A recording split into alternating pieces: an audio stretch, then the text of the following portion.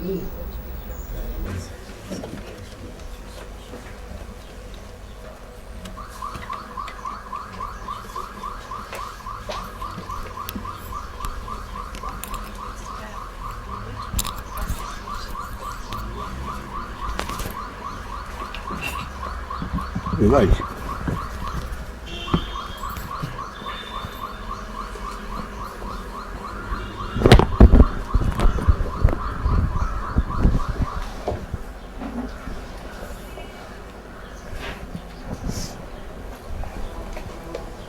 So, Leon, do you have any specific question?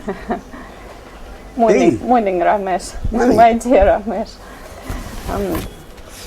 Yesterday, late at night, I got a short message on a telephone from Eugene. Do you remember Eugene? Eugene, yeah. He's at home, he's okay, and his next sentence was, "Will you please ask Ramesh?" So he's still at home, continuing the discussion with you. And his question was,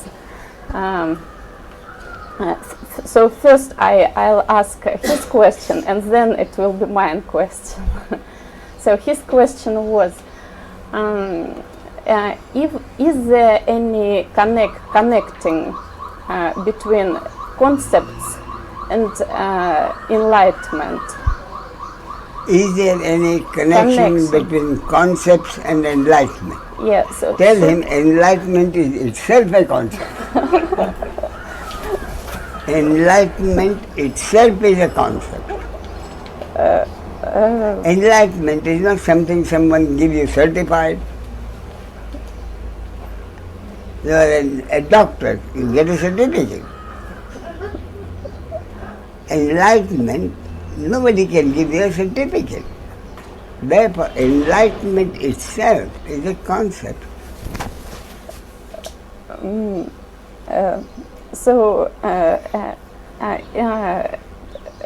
Is it necessary to accept any concept to become enlightened?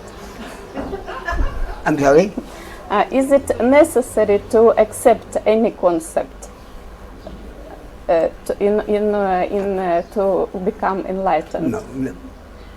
First, how would anyone know that he is enlightened? How would anyone know that he is... Yesterday I was not enlightened. Today I am enlightened. I don't know. How would anyone know? And that is the concept. So if he feels yesterday he was not enlightened, today he is enlightened, then he can find out, from that he can create his concept. Why was I not enlightened yesterday? Why am I enlightened today? So you got something that you hadn't yesterday? No, the point, that's right. What have you got today because of enlightenment that you did not have yesterday? Then you know that you are enlightened. From that you can have a concept. Therefore, what do you expect out of enlightenment? That is the point. Why do you want to get enlightened? Why do you want to get enlightened? That is the whole point, isn't it? To be happy. I'm sorry? To be happy. To be? Happy. Happy. All right. Then when do you think you will be happy? Why do you think you are not happy now? Why do you think? It is quite clear. You are not enlightened now because you are not happy. You will be enlightened when you are happy. When will you know that you are happy? If you know, yesterday I was not happy, today I am happy. Therefore you are enlightened. And what made you happy? That is the concept.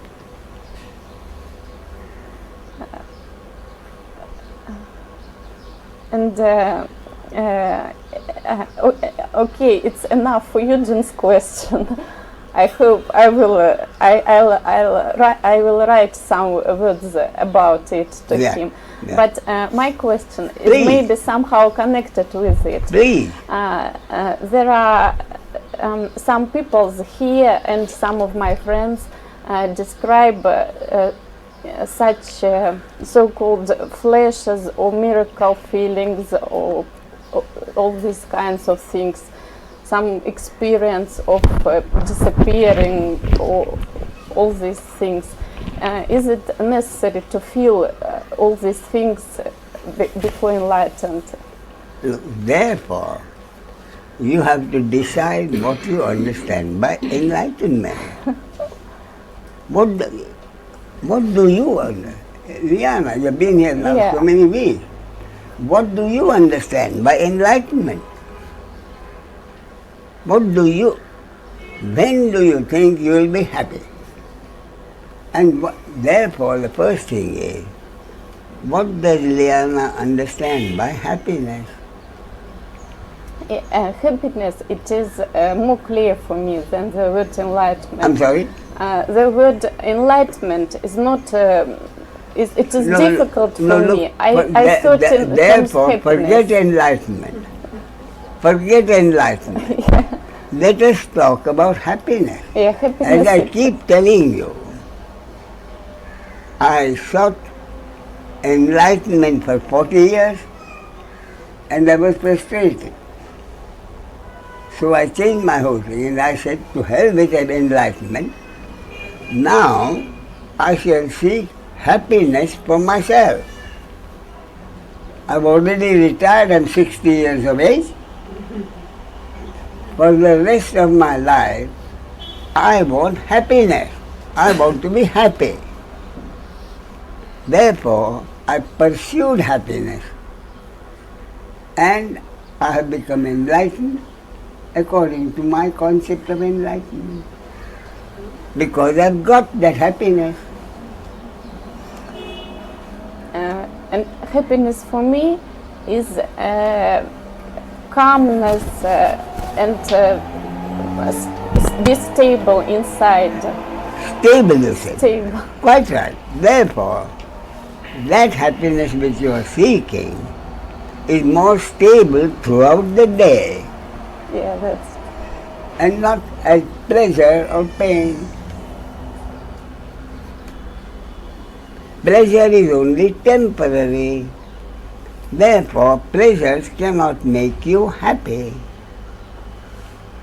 You have to, see my point here, you have to decide, forget enlightenment, you have to decide on what happiness are you seeking. Therefore I say, forget enlightenment, pursue happiness. That's my forget enlightenment, pursue happiness. And discussing with my husband, he describes all this miracle. He doesn't speak English, but he knows the word husband. He describes, and also our friend Eugene, all miracle feeling. That is precisely the point. Your husband says, pleasures are, for me, happiness or enlightenment is not pleasure. Then what is pleasure for your husband? Miracle feeling. Miracles. So, you want to be happy. Your happiness will not be accepted by your husband. Your husband wants miracles. You see? Yeah. And if he keeps on thinking that the miracles will give him the happiness, according to his destiny, he will be frustrated. But if it is destiny, he will understand sometime that miracle or any experience is temporary pleasure. And temporary pleasure, you get any more number of them. A miracle is a temporary pleasure. So as far as I understand, I can... And also, more important, what is meant by miracle? Tell me. What is meant, what do you consider as miracle? Such wonder feelings. Miracle, obviously, is something that you are not supposed to, you did not expect to happen. Which happens. Yeah, that's it. Isn't that right? Yeah, it is. Yeah, of course. So why call it a miracle? Many times, things which you don't expect to happen do happen. And it makes you happy temporarily as a pleasure. Oh. Why call it a miracle? See what I mean? Why call it a miracle? You see, I'll tell you an actual instance which happened. A woman went to Ramana Maharshi during his satsang. In satsang, Ramana Maharshi didn't talk. He just sat there. And if anyone asked a question, he would answer. So at that time, in walked a woman with a very, very sick child. Obviously, he was dying. He was very weak. She got him in her arm, placed the child at the feet of Ramana Maharshi, and went sat there weeping. See, the rest of the thing went on as usual. 10 minutes later, the boy suddenly sat up, looked around, and was perfectly all right. You see? Mm-hmm. So, round the world, Ramana's miracle, Ramana's miracle. Ramana saved the young boy from death. He was dying. Ramana, miracle. Promptly, you know what Ramana Maharshi said? Ramana Maharshi says, there was not even a sankalpa. Meaning, as far as I am concerned, there was not even a wish that that boy be cured. So don't give any special merit to me. I had nothing to do with it. I did not even have a wish for the young man to be well. In other words, he made it perfectly clear. He himself as an individual had nothing to do with that happening. What does it mean? It meant that happening was supposed to happen precisely the way it happened, according to God's will, cosmic law. I had nothing to do with it. 99 other women might have brought their children, and they had to take them back as sick as ever. Then Ramana Maharshi would have said something, don't blame me. I had nothing to do with it. See what I mean? Yeah. Therefore, miracles are those events which people generally do not expect to happen. But if they were supposed to happen anyway, as part of God's will, cosmic law, where is the question of miracles?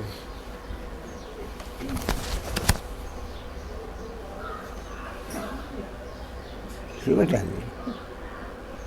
But here about miracle, my point, basic point is, again and again, whatever is to happen which would concern someone or the other or would concern no one, if that is to happen according to cosmic law, that event will happen precisely the way it is supposed to happen, irrespective of whether that event affects someone or doesn't affect at all, or it's good for someone or bad for someone.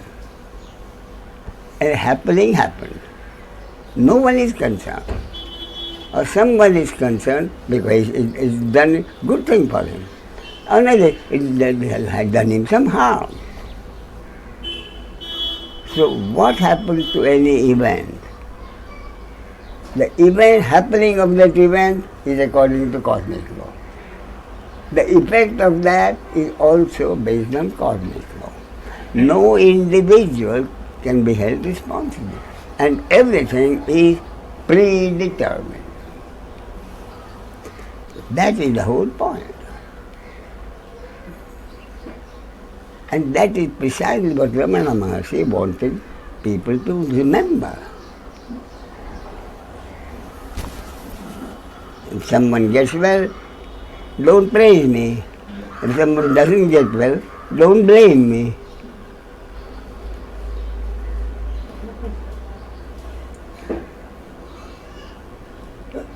The miracles are really happening which are supposed to happen. You call them miracles. Miracles. Any are happenings which are supposed to happen.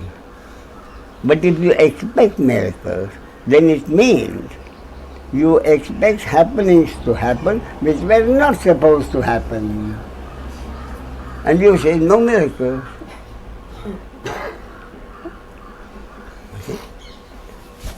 In any case, miracles, even if something happens, which impresses you, how is it concerned with enlightenment? Yeah. Therefore, you have to find out, as far as I'm concerned, I told you I sought enlightenment for 40 years. I didn't quite know what enlightenment was. No one could tell me what enlightenment was. No one could tell me what enlightenment will do for me for the rest of my life that I didn't have before. There was frustration. Therefore, at 60 when I retired, I said I'll do my own seeking. It can't be worse than that. It can't be worse than, maybe more frustration, but so therefore, I started with the minimum item. Most important, what am I seeking? Then I asked myself, who is this I who is seeking? I'm telling you how step by step. Then I said, I is Ramesh. Who is Ramesh? Ramesh is someone extraordinarily lucky to be reasonably comfortable in life when there are millions of people below the poverty line suffering. You see? So, Ramesh is someone who has been very lucky by God's grace to be reasonably comfortable in life, for which I am eternally grateful to God, who also knows, who has the common sense to know that life, the very essence of life, is uncertainty. No one can know what the next moment will bring, pleasure or pain. I am free to do whatever I want at any moment. Therefore, the essence of life is that every human being has always had the total free will to do whatever he wants at any time. But no one ever had any control over the result of his action. Therefore, every human being does have total free will to do what he wants, but that free will is worthless in practice because he has no control over the result of his action. And what is everybody's experience about the result of the action? Sometimes I've got what I wanted, sometimes I've not got what I wanted, and sometimes what I got was beyond expectation. Many times for the worse, sometimes for the better. So, I'm free to do whatever I want. One of three things can happen over which I have no control. And thereafter what happens? Thereafter what happens is the society in which I live cannot know what I have done. Society can only accept what has happened as my action. The society can only accept the result and consequence of my action as my action, over which I have no control. Judge it as good or bad, reward me or punish me. Reward means pleasure, punishment means pain. And that is everybody's daily living for thousands of years. I'm free to do whatever I want, but whether it will result in pleasure or pain, no one ever knows. Therefore, the very basis of life is uncertainty. Until finally, according to my concept, no one knows what the next moment will bring, pleasure or pain. And according to my concept, no one can know the total amount of pleasure and pain I'm supposed to experience in my life. And that is predetermined. That is my concept. Everything in life, the smallest thing to the biggest thing, is already predetermined. That is my concept, but a concept which the physicists and the mathematicians have accepted not as a concept, but as truth, as a fact, based on their own understanding. See what I mean? Therefore, my start was, what does Ramesh, a reasonably comfortable human being for which he is grateful to God, who also has the total acceptance that everything that happens is a chance. Nobody can know what it is. In these circumstances, what does Ramesh want most? As happiness. That is my focal question. And I said to myself, that will be the enlightenment that I have been seeking and not getting for 40 years. What am I seeking? What is in the given situation?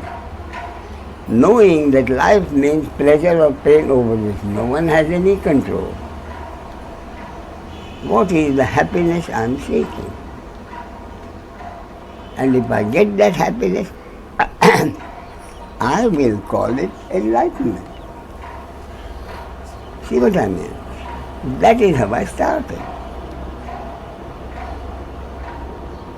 So, first thing, most important conclusion I came to was, most important conclusion. And according to me, everyone seeking enlightenment or happiness has to come to that conclusion.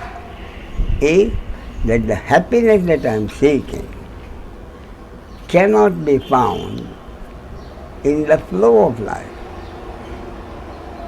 Because the flow of life can only mean pleasure or pain, pleasure or pain. And I have known both pleasure and pain. And in spite of all the pleasures I have known, and even if I get all the rest of the pleasure, I still wouldn't have the happiness I am seeking. Therefore, for me, the most important conclusion is to come to the conclusion that the happiness I am seeking, I repeat, I am not concerned with enlightenment. I am concerned with happiness for me, for the rest of my life, that I did not have before. And the most important conclusion I come to is the happiness I am seeking is not to be found in the pleasures of life. Therefore, it is not to be found in the flow of life. Because flow of life can only mean pleasure or pain. Most important conclusion. Which leads me to the fact, if my happiness does not depend on the flow of life, it must obviously remain in my attitude to life. You see what I mean? So that is the most important conclusion I came to. My happiness depends not on the flow of life, but in my own attitude to life. See what I mean? Now, Liana, what is the basis of that statement? What is the fundamental point in this statement? My happiness does not lie in the flow of life, but in my attitude to life.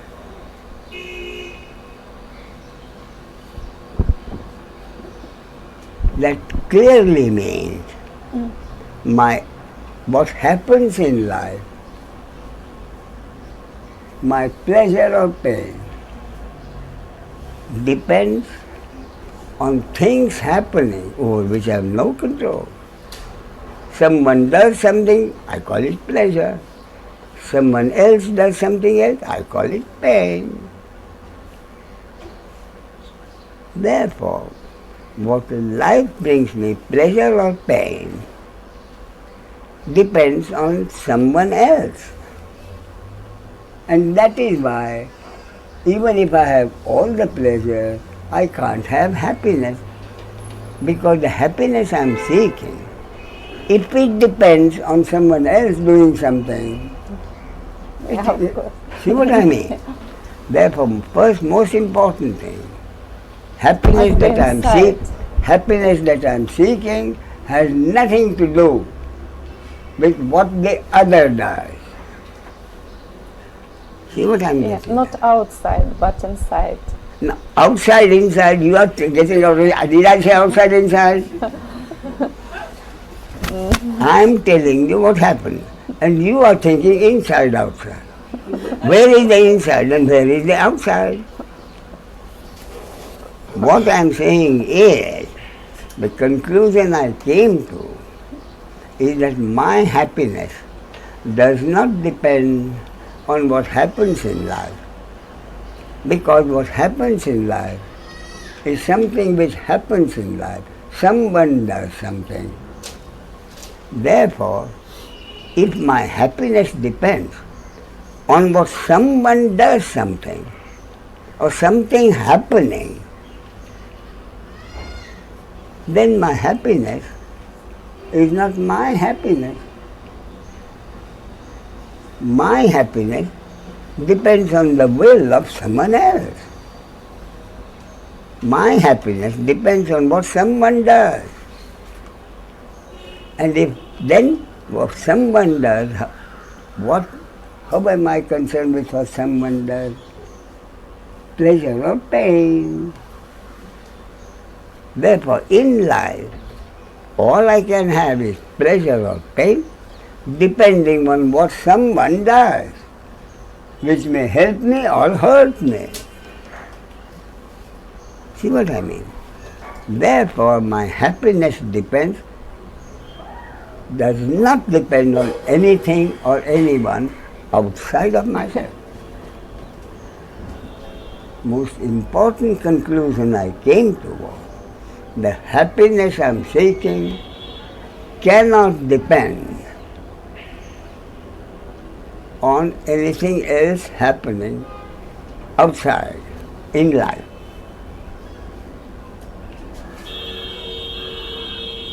See? Therefore, my happiness is a subjective happiness, and I decide whether there's happiness or not. Someone else doesn't decide. You see? And that is why the Buddha said, now someone came and talked so much. He just sat there quietly, he didn't do anything. He didn't respond. Now if someone comes and talks to me and I respond to it, I get angry and I respond to it.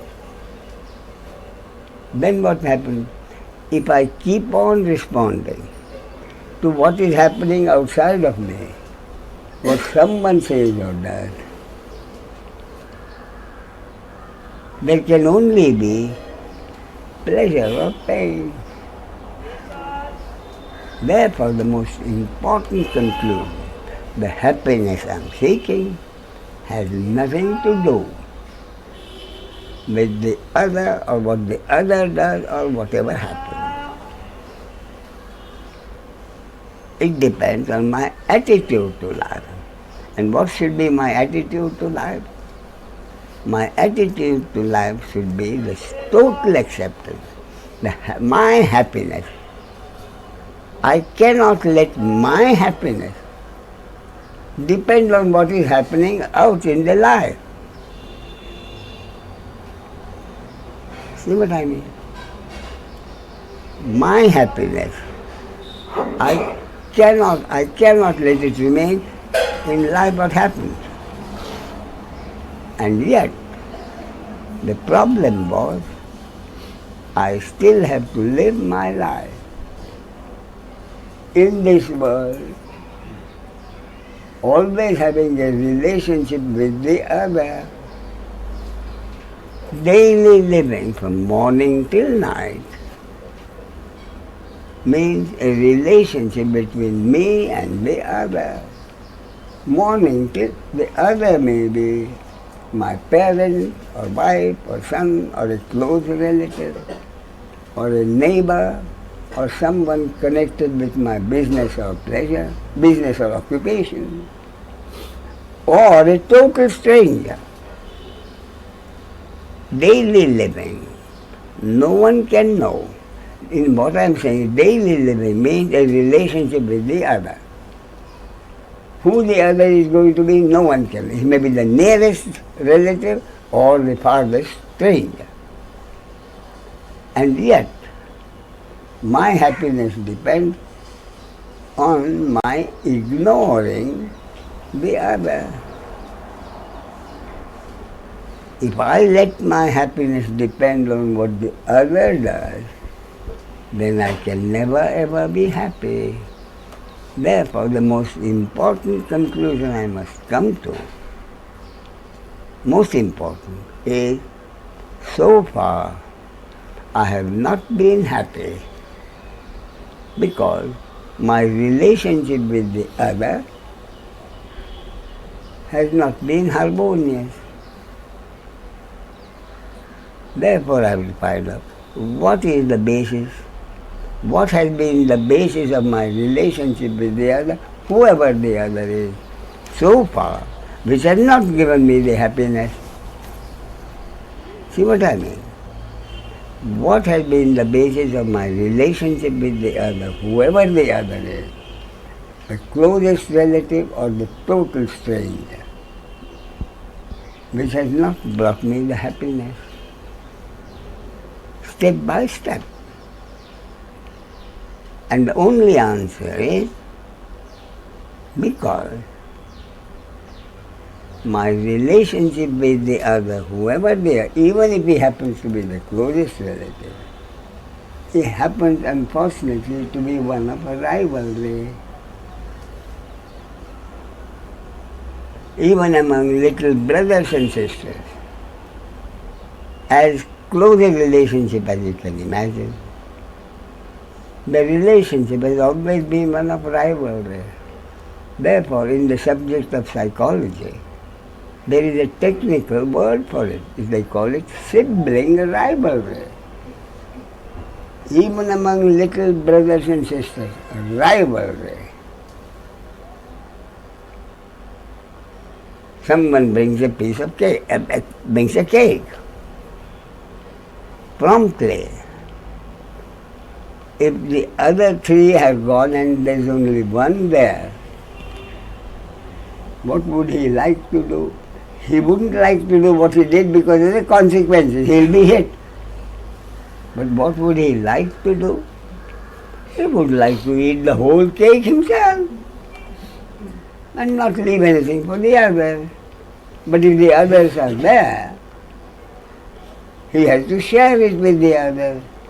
So sharing with the others, the mother cuts it into 4 pieces. And then what do all 4 of them look at? Which is the biggest piece? Is this not daily living? Therefore the point is, daily living actually means, even among little brothers and sisters, the basis of the relationship has always been rivalry, suspicion and rivalry.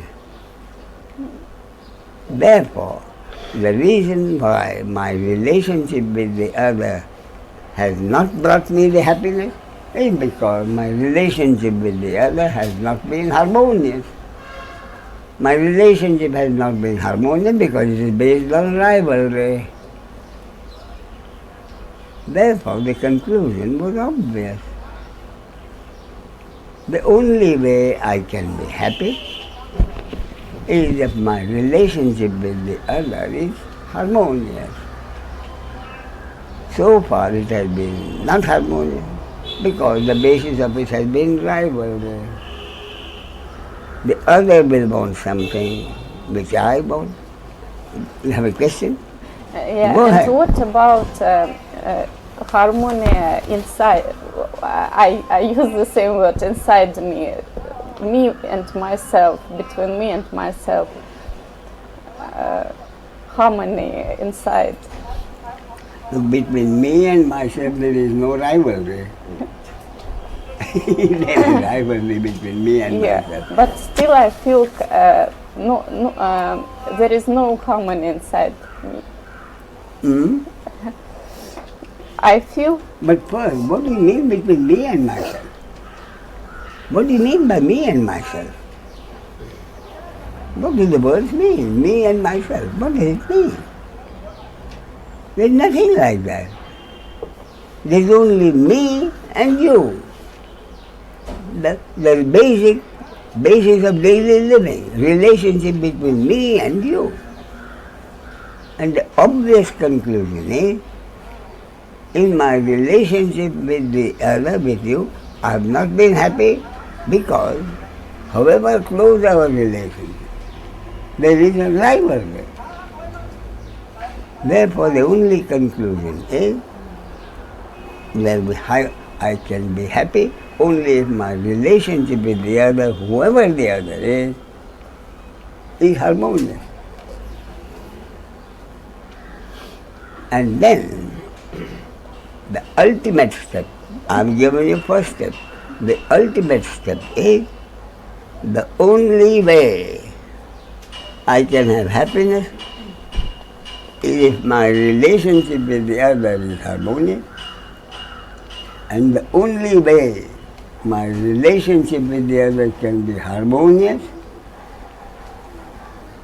only way my relationship with the other can be harmonious is if I am absolutely certain the other does not have the power to take anything away from me.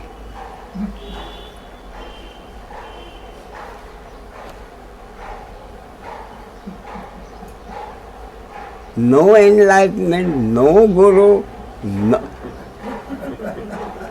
Simple analysis of daily living. My happiness depends on my harmonious relation, whoever the other is. So far, I have been treating him as a rival, whom I have to fear. He'll take something from me that I have, or prevent me from having something that I want. You see? So the only way I can be happy is if I am able to accept totally. The other simply doesn't have the power to hurt me in any way.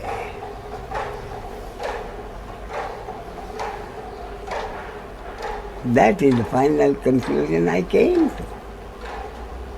The only way I can have a good relationship with the other is if I am able to accept totally. There is no reason to hate the other,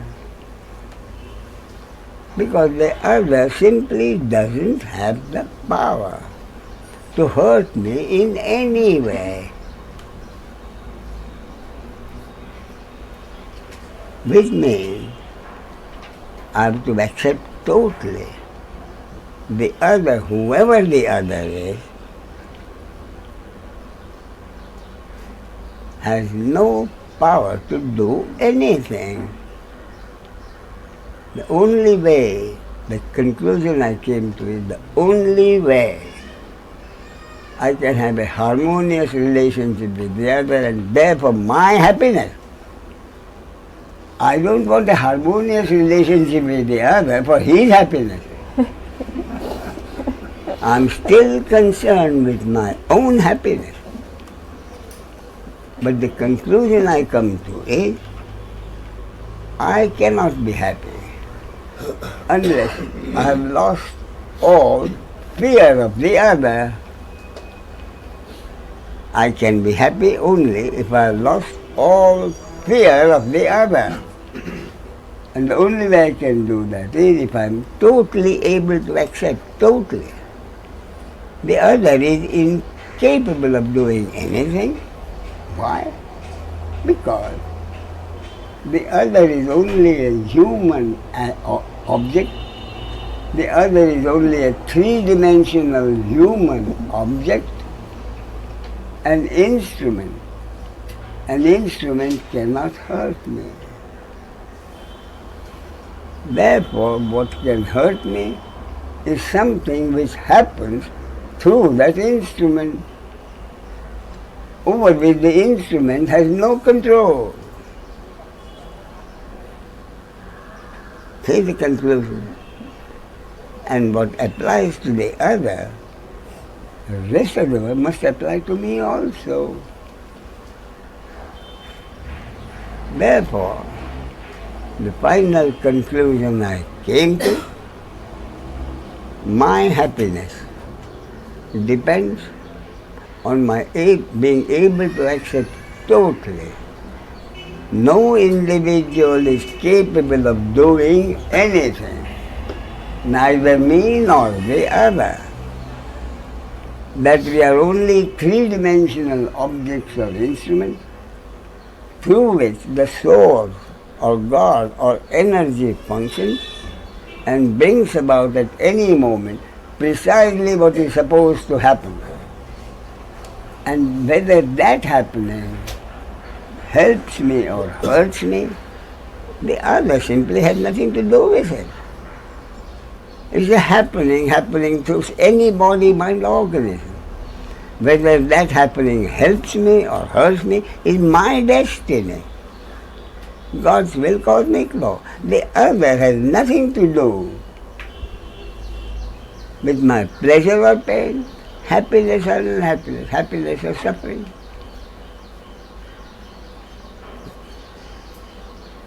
Only then, and I said that is the ultimate conclusion.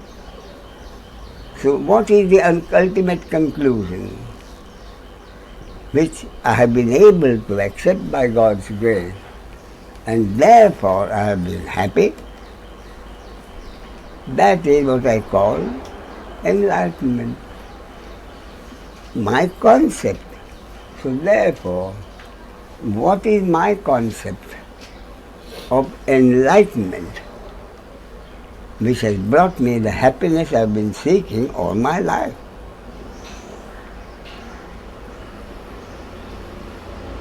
And the concept that I formulated, my words, is everything in the world is a happening according to God's will, cosmic law. How each happening affects whom, for better or worse, is again according to God's will, cosmic law.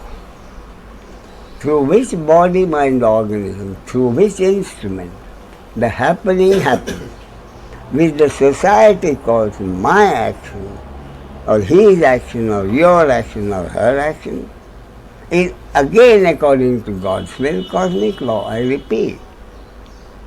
The happening through which body, mind, instrument, the individual entity, the individual ego, the happening happens, which the society calls my action, your action, his action, is again according to God's will, cosmic law.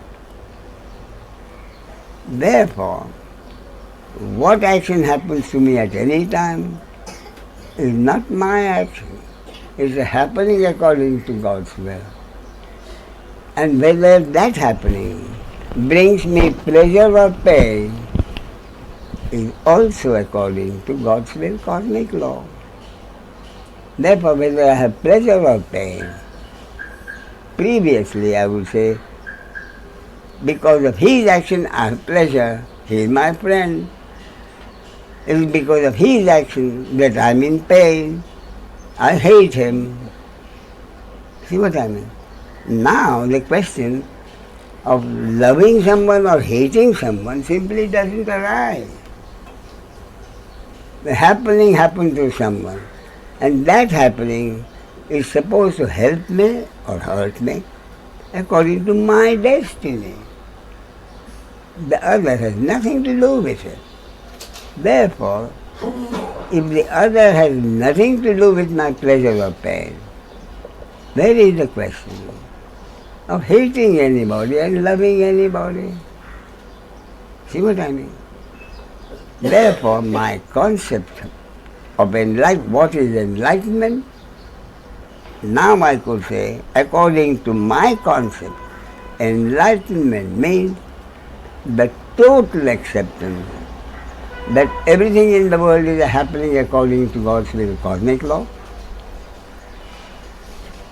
through which individual body, mind, organism or person the happening happen again according to God's will, cosmic law, and how each happening, whichever body, mind, organism is happens, how it affects whom for better or worse is again according to God's will, cosmic law. The human being is incapable of doing anything. See what I mean? So only the total acceptance of this stupid concept can give me the happiness which I call enlightenment. And it is because 99.9% of people consider this a stupid concept that they are not enlightened.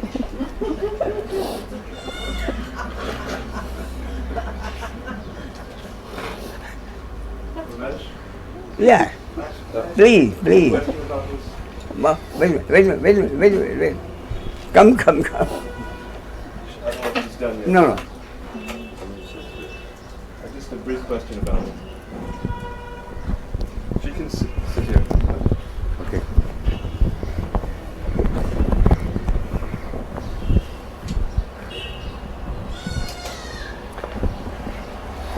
I'm sorry, I forget your name. That's okay. I'm Josh.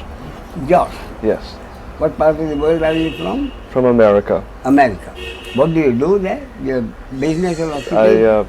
I teach yoga and I practice Thai massage. Thai massage and yoga. I see. You're a healer, You're a healer. Yes. Okay, go ahead. So I get stuck on a little bit of this concept. Please. Of, yes, Josh. And don't forget, by asking this question, you are doing me a favor. Okay. So And the others. okay. Go ahead. So I hear what you're saying. That you're saying you're saying that God's will, cosmic law, is working through each and every one of us. That is correct. And therefore, who is there to blame whether another hurts or gives us pleasure? Yes. Still, Yes. if somebody hurts, Yes. or I see somebody coming at me, Yes. There is a reaction. there is a reaction. Of course there is a reaction. And there's a reaction because I don't want to be hurt by that, Yes. right? Now that is a reaction. It's a very, very important point, John. Very, very important point.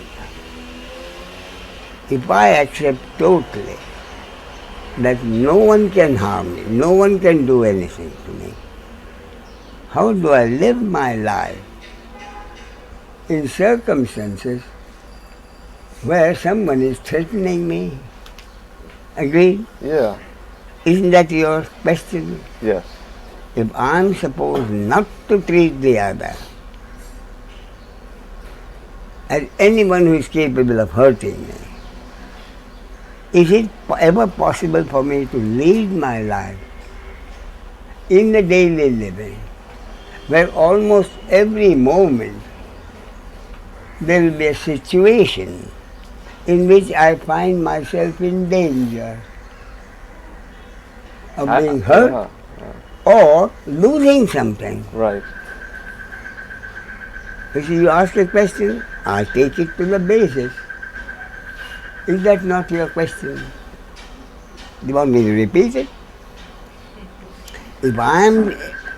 How is it possible for me to live my life with the total acceptance, whoever the other is incapable of hurting me? How can I live my life in daily living when daily living means almost continuously Exactly. a situation Yes. in which I have to be afraid of the other taking something away from me or preventing me from getting something? That's right. Agreed? All right. Now, the answer is extraordinarily simple. That is, whether it is a man of understanding or an ordinary person, I repeat, whether it's a man of understanding or an ordinary person, when the eyes see something, when the ears hear something, when the nose smells something, when the tongue tastes something, and the fingers touch something, there is an immediate reaction. Yeah. Immediate reaction. And that reaction is usually called a feeling. And scientifically, all feelings have been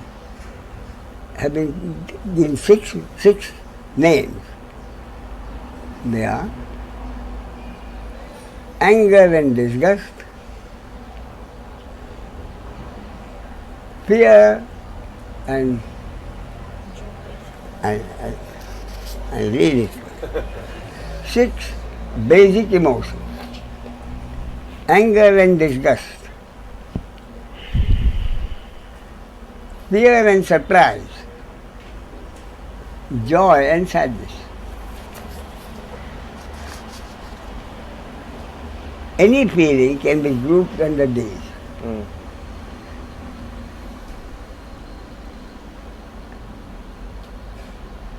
So, the point is, all these 6 reactions, which are immediate reactions, are biological reactions.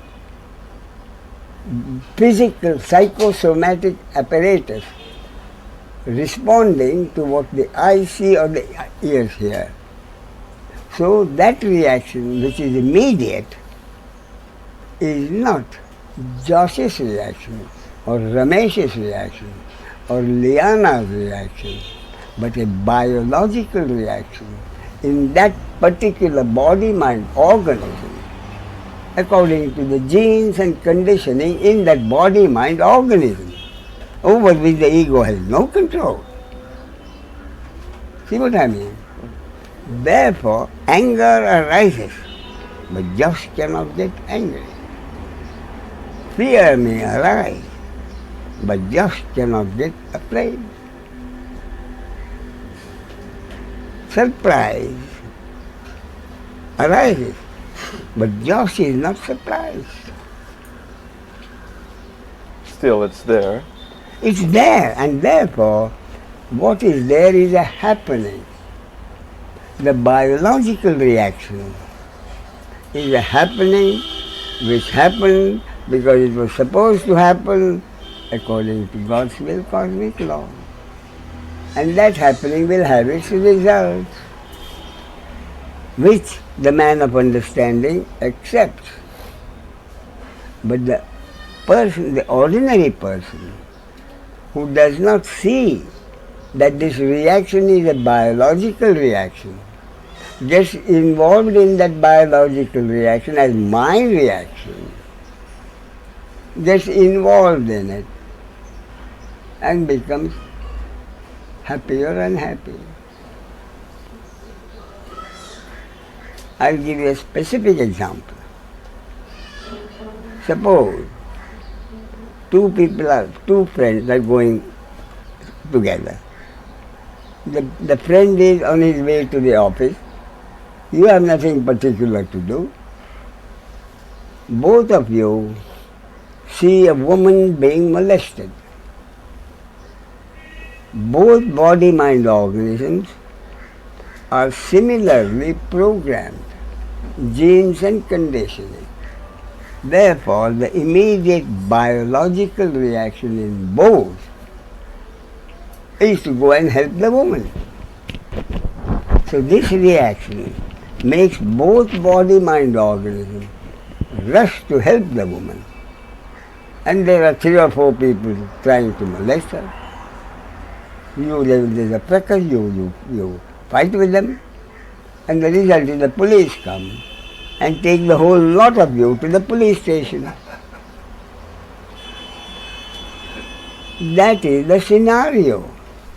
See what I mean? So these 2 people find themselves in the police station.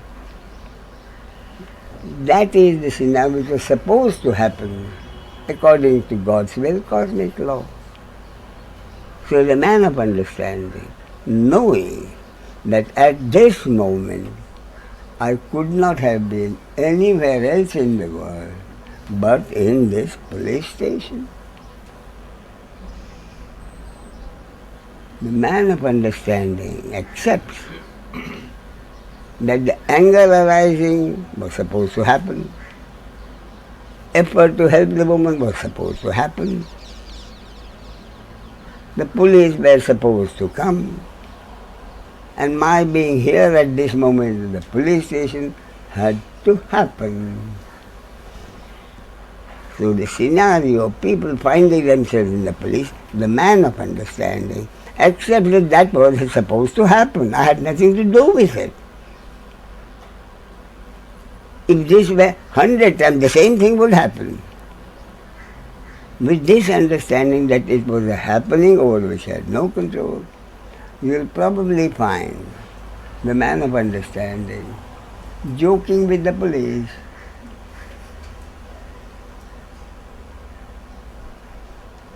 And what do you are likely to find the other person? The other person blaming himself and growing and grumbling. That's the trouble with me. I don't use my brain. I'm too impulsive.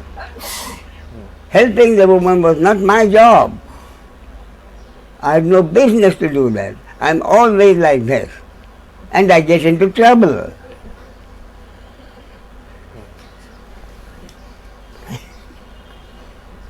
And even with acceptance of that, of a situation, of how it is, then there's still a reaction to it, isn't there? Like life still continues. So Yes, but the reaction therefore of the man of understanding is to treat it as a happening over which he had no control. Peace of mind. but he's still going to put one foot in front of the other and keep living. Therefore, he had to be present at the police station. He accepts it. The other says, I had a important business engagement. Now because of it, I must have lost a lot of money. Grumbling and complaining and blaming and condemning himself. But that still doesn't take away the fear of, or the rivalry that will continue in life. We are talking about this particular situation, Josh. But I'm saying, so there's acceptance. So the situation after situation, in which the man of understanding accepts every situation as it's supposed to happen. He doesn't lose his peace of mind. 10 Really? situations. Really? Never? I mean, he said, I had no anger could arise. In fact, it is the arising of the anger which made the body-mind organ go and help the woman. Therefore, the arising of the anger was a biological reaction and not an egoic reaction. Therefore, he was angry is wrong. And say in the same situation, there may be a third person whose genes and conditioning are such, the moment he thought he saw trouble brewing, he ran away. So, the genes and conditioning in the third, fear arose and he ran away. And then he runs away and And wait a goes, minute, and the man of understanding accepts that I've never been a brave man. right, that's what I This was going to say. body-mind organism, 10 times it happened, 10 times I will probably run away. But you never know, it's a happening. Whereas the ordinary person says, look, those two brave people, I'm such a bloody coward.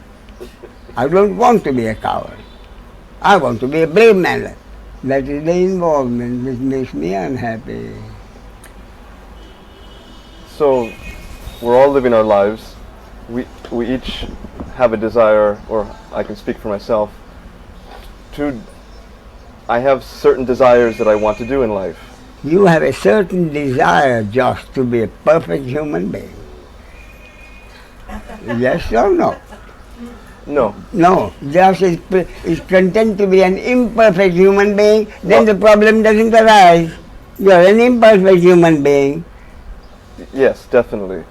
Therefore, what Josh wants to do is to improve himself physically, mentally, temperamentally, financially, all the time. Josh would true. like to improve himself. Yes, Yes? I would say.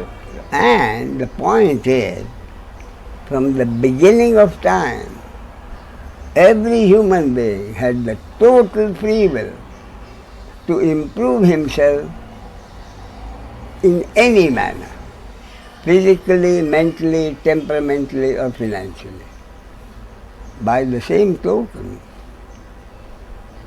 the psychopath has always had the free will to kill anyone he wanted to. But once the deed was done, the result and the consequence of that result, nobody's control. That is a fact of life. So, make no mistake, two basic facts of life. Josh is free to do whatever he wants to improve himself. But what he has to keep in mind is the result of his efforts have never been in your control. Sometimes you have succeeded, sometimes you have not. Therefore, next time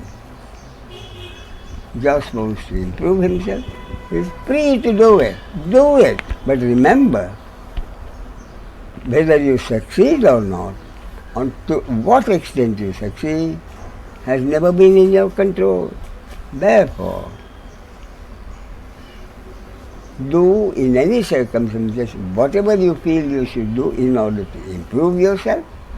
But remember, to what extent you'll be successful has never been in your control.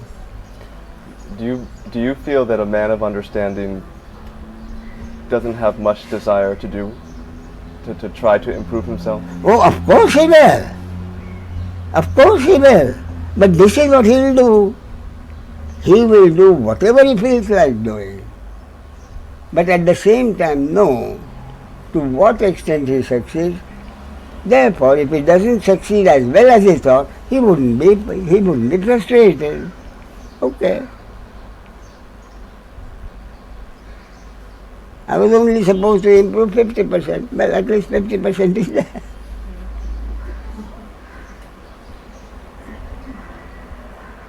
Go ahead, Josh. Do me some more favors.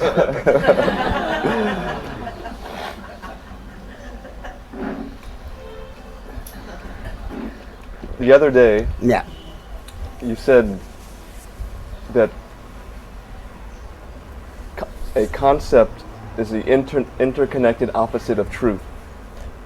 I heard you say, is the interconnected opposite of truth. What is meant is, the basis of the manifestation and this functioning that we call life is duality. Truth is only one. You can't have two truths. Truth can only be one. Therefore, truth, the source is the truth. Everything in the manifestation and this functioning that we call life is duality.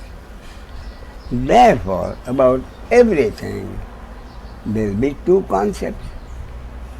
At least two concepts. I'll give you an example.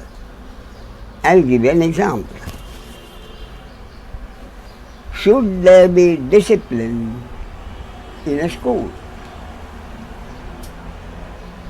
Should there be of course there must be discipline in a school. So, a little discipline is a good thing. A little more discipline is better. And total discipline is wonderful. Total discipline means being in a jail. The other concept, no. Discipline is not, we have to have total freedom. The children must have freedom to think and do. So a little freedom, very nice. Little more freedom, better. And total freedom is chaos. Two concepts. There is no truth. Should there be discipline? Should there? So you have a particular concept you teach and share with us, right? Yeah. So I've been listening to it. Indeed. All I can tell you is, I am seeking happiness. I can tell you my concept of happiness, and I can tell you my concept, which did bring me the happiness, and I call that concept enlightenment. Does it ever disturb your mind to know that it's just a concept? Oh no. It does not. Because everything in life is a concept. That's what I'm telling you. Everything? Oh, everything is a concept. Therefore, enlightenment is a concept. Is that really true though? Do you really believe everything in life is just a concept? Because everything has two sides, Josh. Can we think of one thing that doesn't? Or come up with one thing that Maybe, doesn't? but I haven't known it and I'm not going to waste my time trying to find it. What about something like... Go ahead. Go ahead, Josh. I don't know. Like that. I don't know. Like, yeah, who knows? Yeah, but on the other hand, I know. Josh says he doesn't know. I say, I know. Or someone says, I know. So there's someone who knows says, Josh is an ignorant bugger.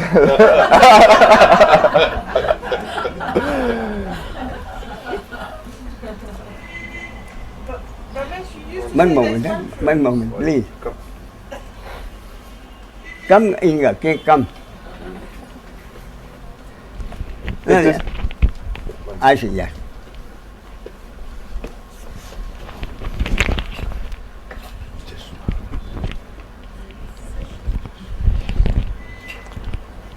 You see, Josh, what has happened there, I've gone into it in such detail because my frustration has been so deep that being on my own, pursuing happiness on my own, I honestly have not yet, in the last 10 years or more, come across any question which I had not already thought about.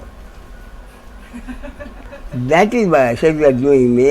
If you can find a question which I have not, you will be doing me a great favor.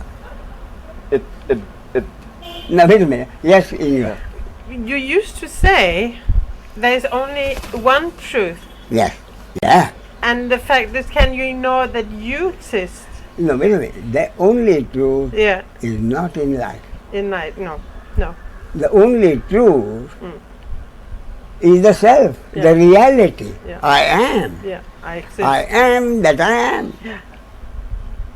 Jehovah, I am that I am is the only truth. Yeah. Why not just be satisfied with that then? Why these concepts?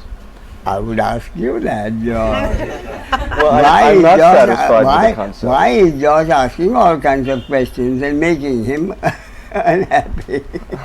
Because that is precisely what is supposed to happen according to Josh's destiny, God's will, cosmic law. You can't get away from it, George. You simply cannot get away from it. You know, I was watching a TV show yesterday about cricket. Recently, India has been lucky, and the coincidence is on the same day, we won the one-day match against Australia, the champions.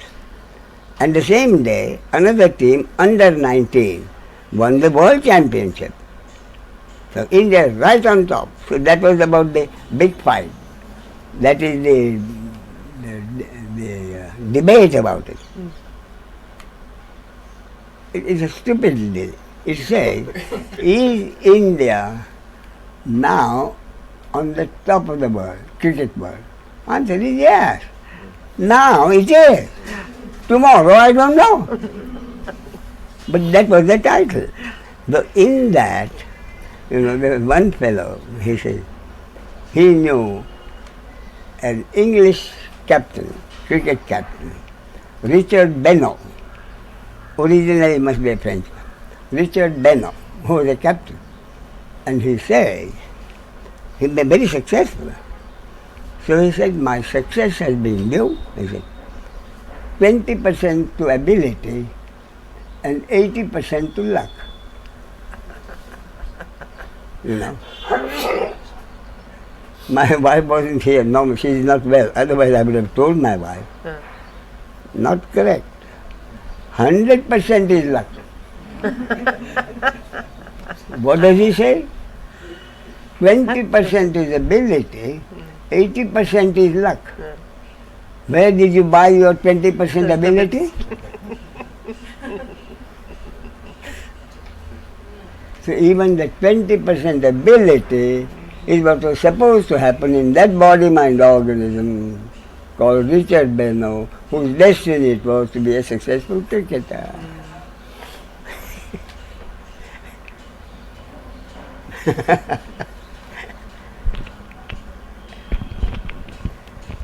Yes, sir.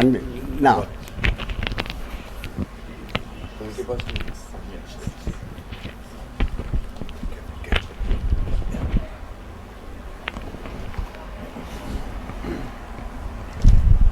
Yes. Yes, your name is? Ray. Ray. Ray. Yes. From Switzerland. From Switzerland? Switzerland.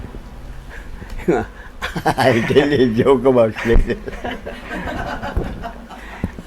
I always say, you know, I say, there's always duality. Okay. Heaven and hell. So I said, hell is India and heaven is Switzerland. One lady from Switzerland. But she said, Ramesh, please, I've heard you so many times.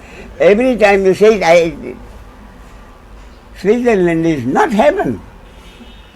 Well, nearly though. No, wait a minute. And she's right for one reason.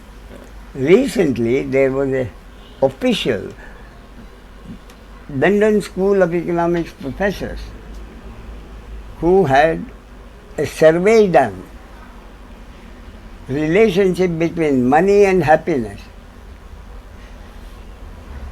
Remember? And the title of the first result it came, would you believe it? Bangladesh is the happiest nation in the world. One of the poorest nations in the world, Bangladesh. India ranks 5th. England ranks 45th. America is 147. And Switzerland? They didn't mention it. Switzerland, from what this lady said, Switzerland would be not much above USA. If USA is 147, maybe Switzerland is 150. Yes. The whole, and when I read that, I said if someone would say there's one reason for it, my reason would be that in the East, even today, the joint family survives. The concept of a joint family survives. In the West, the remarkable thing, an Indian couple, when they had a daughter in America, so she is a citizen, and all three of them are citizens now. The daughter went to school, did well. As soon as she graduated, at the age of 21, at home just the parents, she left and started on her own. She wanted an apartment of her own. So in the West, this is what happened. I want to be on my own. And here, in India, what happens is the joint family separates only if they are forced to because of lack of space. Only in Bombay. We, in our own case, my father built this house, and both sides, there was no wall here. There was an open, and the children from the entire locality used to come and play here. Then, we are three brothers. When each of us got married, we were in short of space. So fortunately, one tenant on the 3rd floor, now what happened, if it's an Indian, once he is there, he treats it as his own. So on the 3rd floor, there was an Englishman who also happened to be my golf partner. So when he retired and went away, one of my brothers went downstairs. So he had a flat. So and then they put up this, and me and my another brother and his family. Now we are separate. Well, that will probably change in the future if economy goes up. Yeah, So yeah. family usually splits if there is enough money around, you know. And also, that is, but what I'm saying is, 20 years later, Bangladesh may not be, Bangladesh will still be there, because remnants of the joint family still remain. It could happen, the family doesn't grow that bad. But what I'm saying is, when I read that, I said, it's the joint family which still persists, which is the reason for the happiness in the eastern countries, in the West. The urge is to go, the urge is to separate, the urge is to break the family. And another interesting thing about joke is, my next door, my brother, he has a granddaughter, and she said, the whole family, she came back and said, they were on a holiday. No. So she says, she tells the grandfather when she comes back, it was nice for the whole family to be away on a holiday. That is, she, her younger brother, father and mother. So nice to have the whole family on. So my brother says, what about me and your grandmother? Would you be this 5-year-old girl? Oh, you are joint family. But that was brilliant. Anyway, that's it. So, you heard. Well, I've heard. Any questions from today's talk? No, I think the last talk we actually had was 10 years back. Oh, yeah. Now, And, that's another interesting thing. From 10 years back, Yes. what I said had to be the same thing. But the way it was, the perspective, you think has it changed in the last 10 years? Well, it did, of course. Oh, yeah. But then again, So- not really for me. No, I see.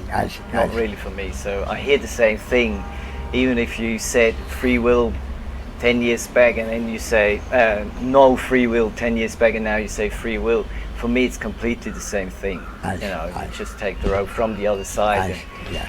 And I work very closely with neurologists, and they would say there is no free will because of outer and inner conditions.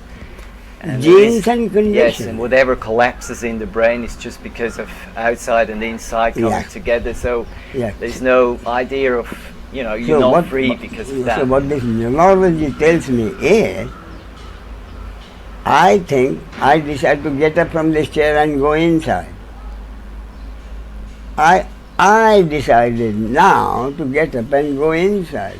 Well- Neurology tells me the decision was made in the brain half a second That's before right. you got up. Yeah, because you're aware half a second later. Well, Almost half a second. 0.35, but yes. Yes. So they also say that actually about the doership, the 3 conditions. One is human conditions. One is that they believe they're the doer. One is the persistence of the I thought, which is most probably set in the long-term memory system. And then the other is the attitude that whatever happens around you has to do something with you. So these are, which is very much like Advaita. So, but probably they read these books, I don't know. What do you do in Sweden? Your business of occupation? I run a center for autistic children from 4 to 18. I'm sorry, I didn't get I it. run a center Ah. for autistic children, school and the CIC, I see, counseling I and see. information I see, center. I see. And what we actually do is building up proper functional ego minds, because Yes. they don't really yeah. work the way they should. Yeah. So we have a lot to do with the University of Zurich and Tübingen and Berlin. I see. But I have a great grandson. He's 14 months now. And would you know, he goes to school twice a week, Tuesday morning and Friday morning for 1 hour. And it's really wonderful. They have all kinds of stuff. And the idea is to build up self-confidence. You have to go through something, climb something. So the child first wouldn't move without the mother. Gradually the child goes in and looks at the mother, wants the mother to hold. And the idea is ultimately to build up self-confidence. What a wonderful idea. Yeah. To build up an idea about an I, what I am. It's quite a high level of understanding, to understand that you are the functional sort of stuff. Yeah. And then again, yes. we Then- talk about on the yes, other side. Because ultimately the mechanism of daily living the mechanism of daily living makes every man do whatever he wants to do as if he has free will. That's right. He has to, that is the mechanism. Yes. Therefore, in that mechanism, to have a certain amount of self-confidence is a good thing. Well, basically, you talked about acceptance. Basically, if you do accept your ego mind and your patterns, and it's quite easy. You showed us a way through Advaita, and because of that, I think it's easier to have self-confidence, really. Yeah. Because you cannot blame yourself because it happens through you, so it's okay. You know, I came closer to my ego mind, if you want, by using your techniques. Yeah. Now, this genes plus conditioning, what is happening in these 2 days is the conditioning is different. Conditioning is being built up to give his self-confidence. It's still part of the conditioning. Absolutely. Fresh conditioning. But this fresh conditioning allows you, because it flips in very quick, it allows you to relax very quick as well. Yeah. So whatever you do and interact, because of your temper, Yeah. that flips in very quick and smoothes everything What down. has brought you to India this time? It's the ritual, you know, Yeah. to hang in here and listen a little bit to your talks and. No, what brought you to India from Switzerland? You. Oh, I see. You have no other business or anything like Well, that? my business is writing books, so I write a lot of in my spare time. Of course, in the afternoon and the evening, I do a lot of writing. So, Well, I have today's talk, do you have any questions? Well, the basic thing is that I'm very grateful that I met you. 94, I read the first book of you, and I gave you up reading several years later, so I can't read that stuff anymore. But I'm very happy that I came across this conditioning, and thanks very much. Thank you. Thank you. Have you read a book of mine called The Personal Religion of Your Own? No. I suggest that you read it. I don't read anymore. Yeah, in this particular. Well, this is only about 80 pages. I'm sorry? This book is only about 80 pages. Well, I don't think I need the reading anymore. Okay. Thanks very much. Okay. And my daughter, she always, if she hears stories about you, then she always say, now you go to your guru. As I know it's guru, she knows that. I didn't get that. My daughter. How old is she? She's 9 now. And 9. she talks always, if she talks about Ramesh, she talks about guru. She's funny. Now, it's an interesting point. You had this fairly deep understanding. Has it had any effect on your daily living? Yes. Tremendous effect. Yeah. At home, you, your wife and your daughter? Well, it's difficult to mention it, but the effect is there because I'm quicker relaxed than I was before. Yeah. Mm-hmm. But then again, I still share the same temper as I had before, and I freak out very easily, and I burn it down very quickly if something comes across. Yeah. And this still happens, and I don't want to change that. Today's talk, Yes, I've heard it is a biological Yes. reaction. Yeah, I accept this. Ray does not have to say, I was angry. Yeah. And therefore getting, or compassion arises, I am a compassion. Exactly. So this doesn't come in. The ego does not come into the Yeah. It's such an important point. And even if it comes in, I realize that too. Quickly it And gets, yes, it's gone again. yes. Even if there is involvement, the understanding cuts it off Yes. quickly. So that's a big change. How long are you going to be here this time? Up to the 15th. Oh, I see. Well, you're most welcome. Thank you. And if any questions arise during the day, I do hope you'll bring them up. Yeah, honestly, I never have one. Thank you. Yeah. Okay. Yes, Lian. Go ahead. Yeah, it seems to me that I asked the same question again. Go ahead. Doesn't matter. Go ahead. I told you yesterday, in my genes, the quality impatient. But when I'm talking, Yeah. there's a world of patience. Oh, Thank you. but I'm not due to me. It happens. Thank Go ahead. So, to make me more clear, there are only 6 biological reactions. 6 and no more. Broad, no, broad Broader. division. In that, there may be towards a similar thing. For Similar. instance, it said, Yeah. no, wait a minute. Anger, No, fear, yes. surprise, sadness, and joy. No. It said sadness and surprise. Sadness. Sadness. Sadness. Or say joy and sadness. Joy and sadness. But that sadness includes compassion. My eyes see something, compassion. I see a beggar on the street, sadness, which can give rise to compassion. So I might use the word compassion, but it comes under the word sadness. See what I mean? Therefore, you may have some word which falls under one of these broad sections. And still, how can I distinguish? Is it just my biological reaction, or it's starting my involving in it?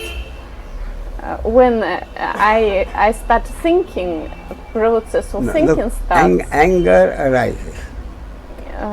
It's You clear. think Liana got angry. So when I start thinking, this involving. That is the point. Not accepting, anger arose, but that Liana got angry, then follows a line of thinking in horizontal time. So I got angry, I shouldn't have got angry, my doctor has warned me, Yeah. if I keep on getting angry, my blood pressure will rise, I'll have a blood stroke. All that is involvement in horizontal thinking. So it is only inside me, but if somebody watch me outside, the same reaction as I do the same. Something happens, I react. I can become Therefore, angry. in 99 cases of 100, people will get involved because this understanding is not there. That this is a biological reaction over which me, the ego, has no control. When that understanding is deep enough, then for some time until the understanding settles down, Yes. Liana may Yes. Liana may feel getting angry, but the understanding arises and cuts Yeah. off the involvement. See what I mean? That this is, I'm not angry, it's anger. Therefore, again and again, the understanding is not some instrument which Liana, the ego, has to use to cut off the involvement. It's not the instrument. Because you are the ego, is the involvement. Therefore, the beauty of the whole thing is the understanding itself arises and cuts off the involvement. Because the ego is the involvement. That is the beauty of the understanding itself arises and cuts off the involvement. Yeah, and still one more question. Please. You says in any situation we can improve ourselves Yes. physically, Mentally, temperamentally, financially. yes. Yeah, and will you advise me how to improve mentally? me. That only an expert can tell you. But the point is, mentally, most important thing is probably reading. You want to improve yourself about a particular subject, you start reading on that subject. My question appears while thinking that there are some things I can't understand even mentally what you are talking about. So, No, I think what you are thinking of then is the acceptance is intellectual. How to make that become total understanding. That is not something you can do. But the point is that you can do whatever you feel like. But the understanding itself is that making the acceptance, which is at intellectual level, go deep enough, is a sense, is part of the doership. Because the basis is you are not the doer. And yet, the mechanism of daily living gives you the power to do anything at any time, as if you are the doer. and You know about the book, Ray? You know about the book? Which one? The philosophy of Egypt? From wine, yes. Yeah. So we know we are not the doer, but for life to happen, I have to do precisely what I think I should do in a given situation, knowing that I am not the doer, as if I am the doer. Therefore, improving the same thing. what I'm talking about that But improving, the important point to remember is the results have never been in your control. To what extent you are a personally successful is your destiny.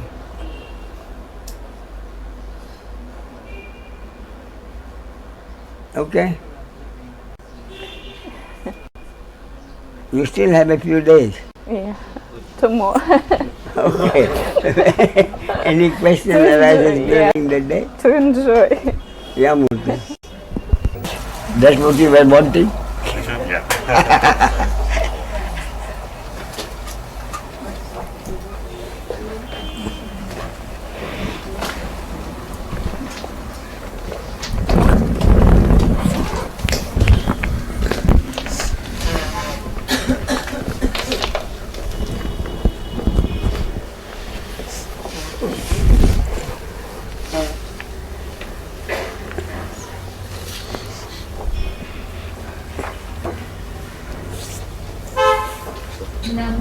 आदिरूपा ओंकार स्वरूपा विश्वास्य रूपा माया बाबा तुझिया सत्तेने तुझे गुण गाओ तेरे सुखी सर्वकाल तुझिता तुझे वक्ता ज्ञानादिअंजना सर्वभूते जाने तुझा हाती तुझामुळे येथे नाही मी तू पण सवावे ते कवन कवना लागी नमो आदिरूपा ओंकार स्वरूपा विश्वाची रूपा माया बापा ओंकार स्वरूपा सद्गुरु समर्था ओंकार स्वरूपा सद्गुरु समर्था अनाथांचा नाथा तुझ नमो तुझ नमो तुझ नमो तुझ नमो तुझ नमो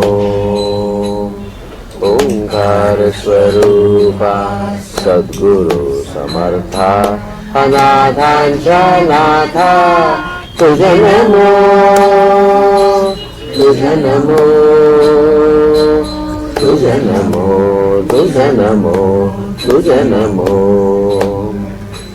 नमो माय बाबा गुरु कृपा जना तोडिया बंधना माया मोहा नमो माय बाबा गुरु कृपा जना तोडिया बंधना माया मोहा मोह जाळ मागे निर्शील तुझ वीण दयाळा सद्गुरु राया तुझ वीण दयाळा सद्गुरु राया तुझ नमो तुझ नमो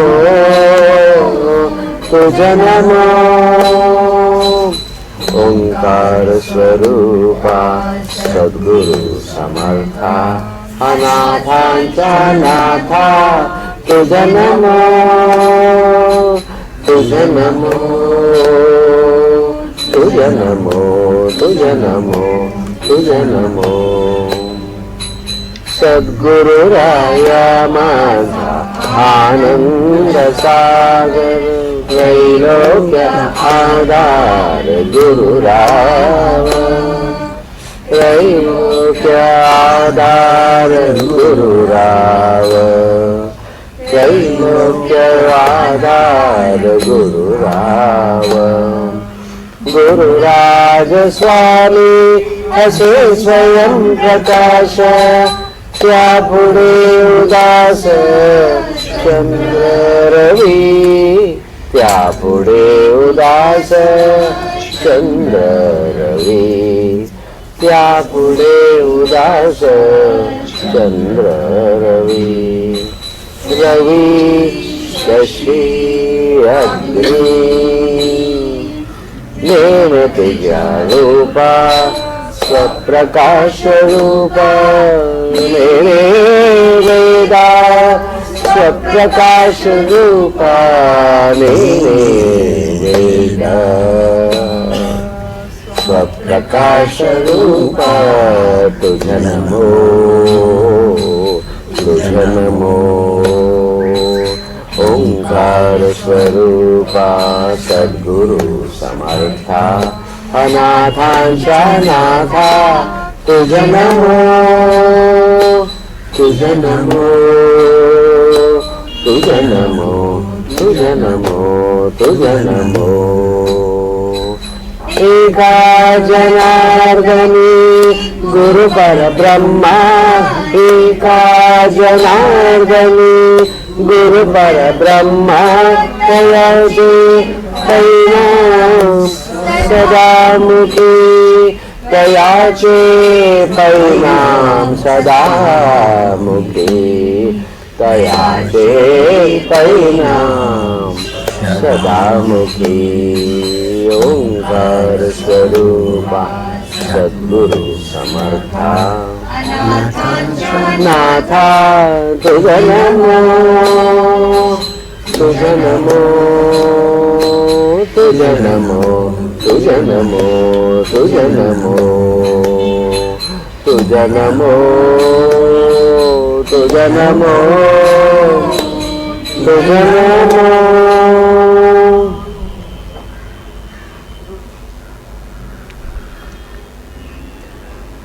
तुझ सगुण म्हणो की निर्गुण रे तुझ सगुण म्हणो की निर्गुण रे सगुण निर्गुण एक गोविंद रे एक गोविंद रे तुझ सगुण म्हणो की निर्गुण रे तुझ सगुण म्हणो की निर्गुण रे अनुमानेना अनुमानेना श्रुति नेति नेति मनति गोविंद रे श्रुति नेति नेति मनति गोविंद रे तुझ्या सगुण मनोकी निर्गुण रे तुझ्या सगुण मनोकी निर्गुण रे तुझ्या दृश्य मनोकी अदृश्य रे तुझ्या दृश्य मनोकी अदृश्य रे दृश्य अदृश्य एक गोविंद रे दृश्य दृश्य एक